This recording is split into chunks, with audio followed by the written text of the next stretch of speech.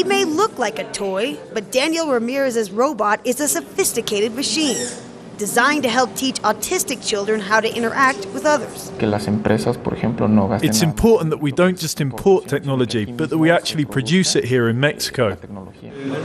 Daniel and his classmates are some of Mexico's best and brightest.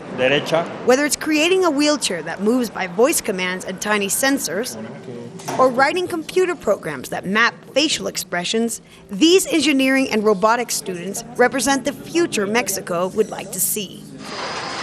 A high-tech nation competing against countries like China and India for manufacturing jobs and foreign investment. Mexico has signed more free trade agreements than any other country in the world, and the economy is currently outpacing Brazil.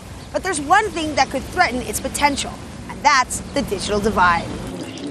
The digital age is out of reach for most people here. 70% of Mexicans have no access to either computers or the internet. At this educational center on the outskirts of Mexico City, most of these children are using computers for the first time. The center is one of 70 throughout the state, created by a nonprofit organization called Pro Acceso, which aims to teach computer skills to economically disadvantaged children.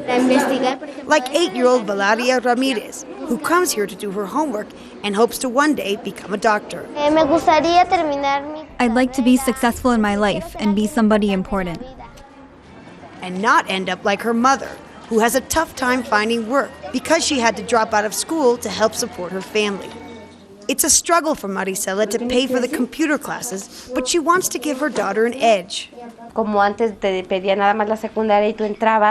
Before, you could find a job with a basic education, but not anymore. Now you need a higher level and skills to get a good position. As Mexico's economy roars towards the future, much of its success will depend on how many people will get the skills needed to participate in the boom and not be left behind. Rachel Levin, Al Jazeera, Mexico City.